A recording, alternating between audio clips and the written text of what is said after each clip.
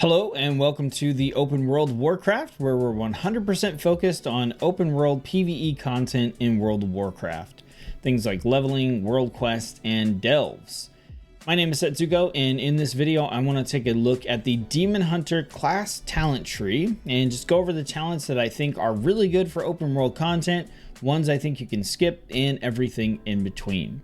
So we're going to go ahead and jump in here and take a look at our starter talents for each of our specializations. So for Havoc, we're going to start with Vengeful Retreat.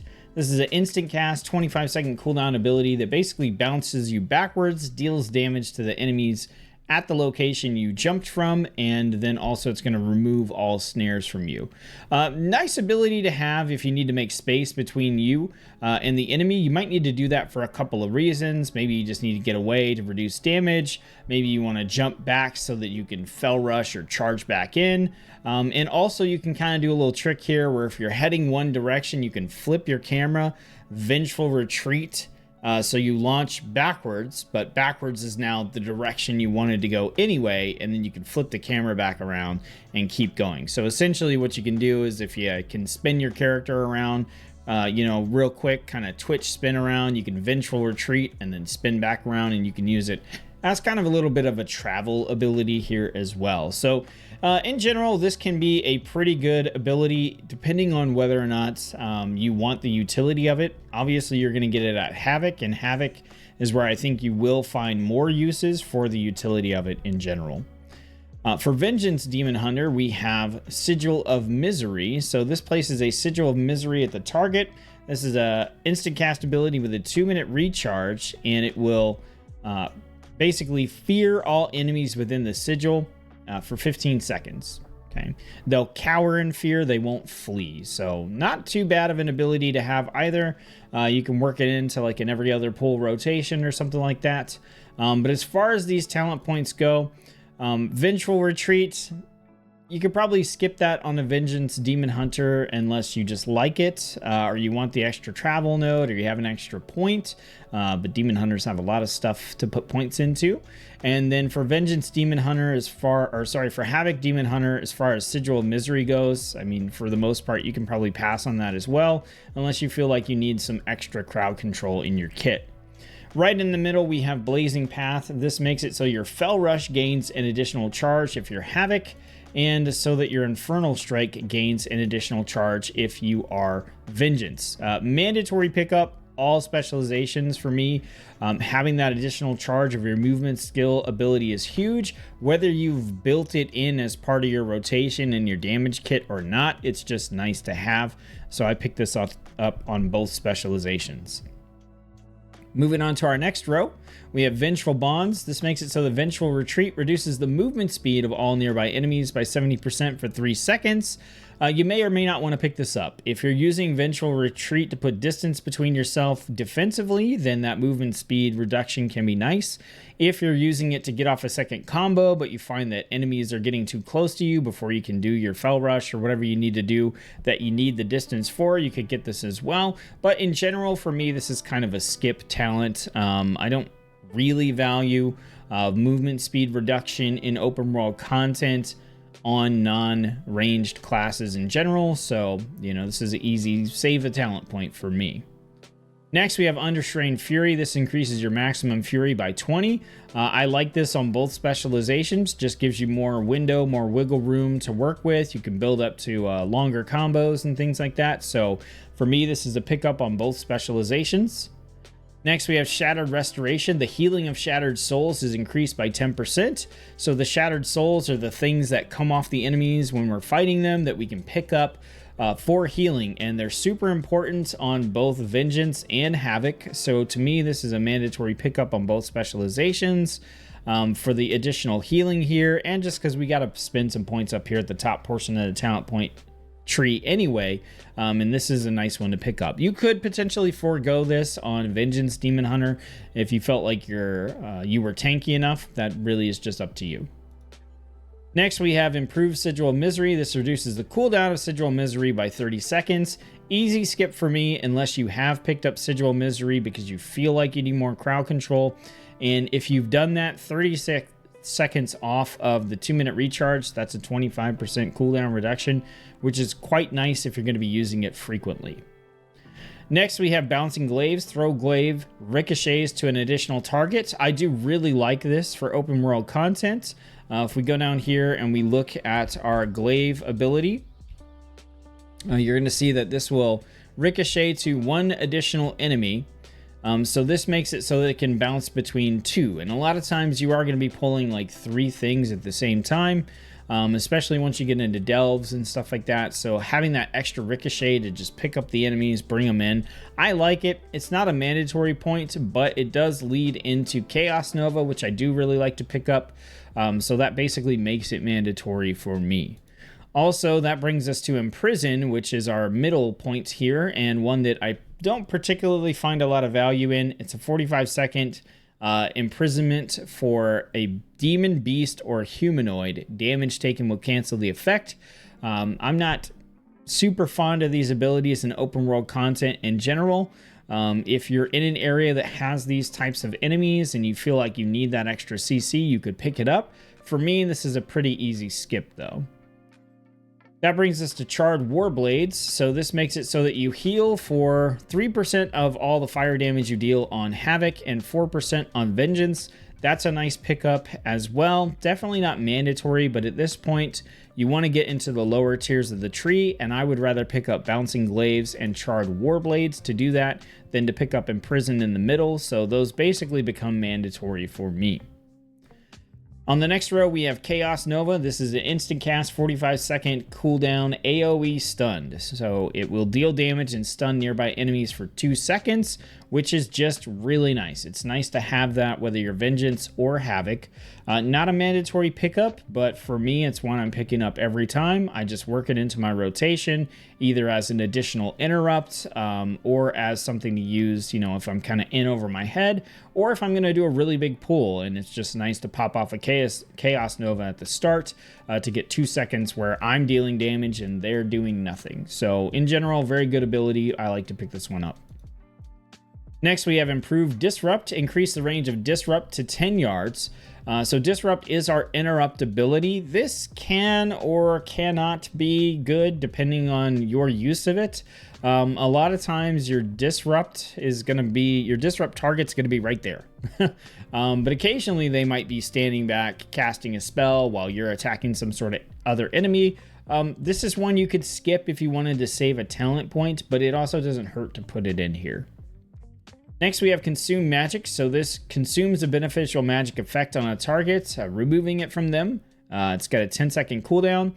I typically don't find these to be super valuable in open world content. You know, if you're going to fight an enemy that has an effect like this that needs to be removed, then you'll know it'll be like a delve boss or, you know, a particular enemy in an area. You could spec into this and then spec back out of it. So in general, this is a pass for me. And then we have Aldraki Design. Increase your chance to parry by 3%. This is nice in general, regardless of whatever spec you're playing in. Definitely not a mandatory pickup. Depends on where you want to go from here. Moving to our next row, we have Chaos Fragments. So each enemy stunned by Chaos Nova has a 30% chance to generate a lesser soul fragment. And you can see I need to spend 2 points, so I'm going to put those points in here. This is really nice. So you stun a bunch of enemies, 30% chance to generate a soul fragment. Whether you're doing this defensively, and especially if you're doing it defensively, getting a bunch of soul fragments off the targets that you stun is really nice. In general, soul fragment generation is just nice to have on both specializations. If I'm going to get Chaos Nova, chances are I'm going to pick this up. Not necessary, but again, a nice to have. Now we have a choice node between Master of the Glaive. So this gives Throw Glaive 2 charges and causes it to snare all enemies hit by 50% for 6 seconds. Or Champion of the Glaive also gives Throw Glaive 2 charges and increases the yards the range by 10 yards. I like Champion of the Glaive here. Either way, very valuable to get 2 charges on Throw Glaive. It's just a really nice convenience quality of life feature to have. So I'm definitely picking up one of these on both specializations. And in general, I like the increased range because that means that I can pull something sooner. So as I'm moving towards it, I can throw Glaive a lot further, get it coming towards me. We can get into combat and we can keep grinding a little bit faster. Next, we have Disrupting Fury. Disrupt generates 30 Fury on a successful interrupt. This is a really nice way to generate some additional resource for you. Not a mandatory pickup by any means, but it can be nice, especially if you find yourself in a build that does consume a lot of Fury. Then this could be a nice pickup to have. You're going to be casting Disrupt all the time in open world content. It's going to be one of your most used offensive abilities. Because you're always going to run into enemies that are casting spells and things like that. So this could be an easy way for you to generate Fury as a resource if you need it. Next, we have Fell Blade. So this is instant cast with a 15-second cooldown. You charge the target, you deal some damage, and when you're casting your Demon Bite, there's a chance to reset the cooldown of Fell Blade. Also, it generates 40 Fury. So for me, this is a mandatory pickup on both specializations. Not only do you have a little bit of movement here, it's not a lot, it's 15 yards, and you have to have a target. So, you know, it's not a movement skill per se, but you do get the charge, you get the damage, which is nice, but you get 40 Fury generation, which can really pop off for you and get you started in your rotation a lot sooner. So I like it for that reason, and that's why it's a pickup for me. Next, we have Swallowed Anger. Consume magic generates 20 Fury when a beneficial magic effect has been removed. Again, I'm generally not picking this up. And then if I do pick this up for like a particular boss or something, I would just look at, you know, how valuable is this talent point going to be in that scenario? Do I need the extra Fury, etc., to decide whether or not I pick this up? But in general, both of these are an easy skip for me. Next, we have Aura of Pain. This increases the critical strike chance of Immolation Aura by 6%. On Vengeance, you're going to be casting Immolation Aura all the time. You got a lot of good ways to spec into it. For Havoc, you have some ways to spec into it as well, but you may not choose to do so. I would pick this up every time on Vengeance, and then depending on my build, I may or may not pick this up on Havoc. Next, we have Live by the Glaive. When you parry an attack or have one of your attacks parried, you restore max health, 2% of max health, and 10 Fury. This can only occur once every 5 seconds. So again, Vengeance Demon Hunter, it's a nice pickup for some passive health regeneration and also some Fury generation. You've got to pick up the increased parry chance talent to get into this. So if you're headed that direction, you know, fine. For Havoc, I honestly find that the best defense is a good offense. So I think I want more damage in general through Havoc Demon Hunter. Either way, this isn't a must pick up for either specialization. Obviously, if you're tanking on a demon or a Vengeance Demon Hunter, that's a different story, but that's not what we're talking about here. We're talking about open world PvE content. On the next row, we have Pursuit. So Mastery increases your movement speed, mandatory pickup, all specializations here. Increased movement speed. I'm just a huge fan of it for open world content. Any way we can get it, we'll take it. Next, we have Soul Rending. Your leech is increased. This has 2 points, so it goes up to 10%, and you gain an additional 10% leech while Metamorphosis is active. You have some ways to heal yourself on Demon Hunter, but the more ways you have, the better, especially ones that are pretty consistent. This just gives you 10% leech. And then if you use Metamorphosis, your big offensive cooldown, then you're going to get 10% more. Very good. I'm picking this up on both specializations every time. Next, we have Infernal Armor. Immolation Aura increases your armor by 20% and causes melee attackers to suffer fire damage when they hit you. Vengeance Demon Hunter, absolutely pick this up. Same thing applies with Havoc Demon Hunter, as I mentioned before, with our Aura of Pain here. If you're spec'd into it, if you're using it, this is really, really nice. Just gives you more passive, like auto attack damage reduction, and additional damage that you can deal to attackers. Also very nice if you're going to be doing good, like big pulls as well. Next, we have Lost in Darkness. Spectral Sight lasts an additional 6 seconds if disrupted by attacking or taking damage. So if we look at our Spectral Sight here, so that is going to let you see enemies and treasures through physical barriers, as well as enemies that are invisible. It's a utility skill ability here. I'm not worried about that at all. I am not taking this talent point on either specialization. Next, we have Fellfire Haste. Fell Rush increases your movement speed by 10% for 8 seconds. And if you're in Vengeance, then that's going to be Infernal Strike. I'm picking this up on both specializations. Sometimes you're Fell Rushing or Infernal Striking into combat, and you don't necessarily need the movement speed. But when you are using these abilities to travel, that movement speed increase for 8 seconds after, doing a jump or doing your rush, your dash, is very, very nice. Next, we have Ildari Knowledge. Reduces magic damage taken by 5%. It's fine. Take it or leave it. Whatever floats your boat here. I'm more concerned generally about physical damage with auto attacks and things like that, but 5% magic damage reduction. It is generic. It's not a specific type of damage, so it is a generic damage reduction. And chances are, if I need to put a point in, or I'm trying to get somewhere in the tree, that's one that I'm going to be putting a point into. Next, we have Demonic. So I-Beam causes you to enter demon form for 5 seconds after it finishes dealing damage. You get a lot of buffs for being in demon form. If you are on Vengeance, it's going to be Fell Devastation. You're going to be using I-Beam and Fell Devastation all the time on these specializations. 5 seconds of demon form is very, very nice. This is a mandatory pickup to me for both specializations. Next, we have Will of the Illidari. Increases your maximum health by 5%. Yes, please. I'll always take increased health. It's just nice to have. And then we have Precise Sigils. So all sigils are now placed at your target's location.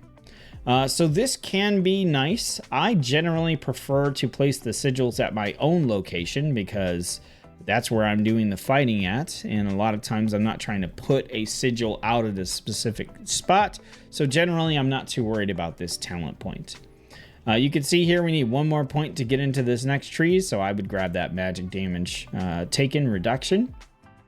Getting into our next row, we have Internal Struggle, and we're going to kind of look at this whole column here. So this increases your mastery, which is going to give us whatever relevant spec stats we need, but it's also going to increase our movement speed because of Pursuit. So that's really nice. Definitely going to pick that up on both specializations. Going down, we have the cooldown of Infernal Strike or Fell Rush, depending on your spec, is reduced by 20%. Again, that's more movement. I'm all about that, as you know. Definitely picking this up on both specializations as well. And then finally, we have Collective Anguish. When you I-Beam, you summon an allied Vengeance Demon Hunter who casts Fell Devastation. And if you are on Vengeance, then when you cast Fell Devastation, you summon a Havoc Demon that casts I-Beam. Really cool, really nice. It's just, a nice damage increase. Again, you're going to be using I-Beam and Fell Devastation all the time, so just really, really good pickup. I like this whole column for both specializations. We're going to swing over here to the right side and take a look at Quickened Sigils. All sigils activate 1 second faster. Really nice quality of life. If you cast a sigil, you generally want it to do what it's going to do as soon as possible. I like this pickup for both specializations. If you are heavily invested into sigils and sigil builds, you definitely use sigils a lot in Vengeance Demon Hunter, but you can build into them regardless. So very nice to pick up here if you are using sigils on a regular basis, especially if you're using more than one.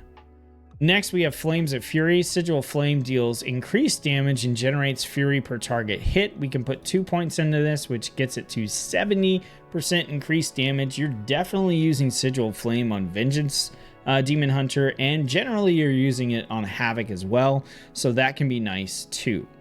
And then this ends in Sigil of Spite. This is a 1 minute recharge ability. Puts down a sigil at the target location, and then it detonates to deal a pretty good amount of chaos damage and to shatter up to 3 lesser soul fragments from enemies affected by the sigil.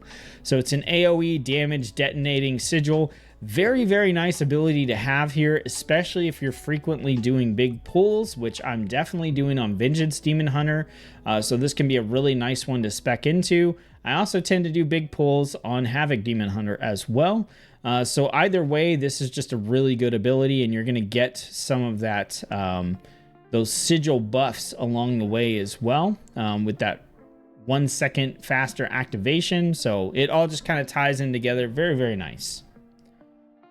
In the middle here, we have Darkness. So this is a 5-minute cooldown ability that creates darkness around you in an 8-yard radius and gives a 15% chance to avoid all damage from an attack.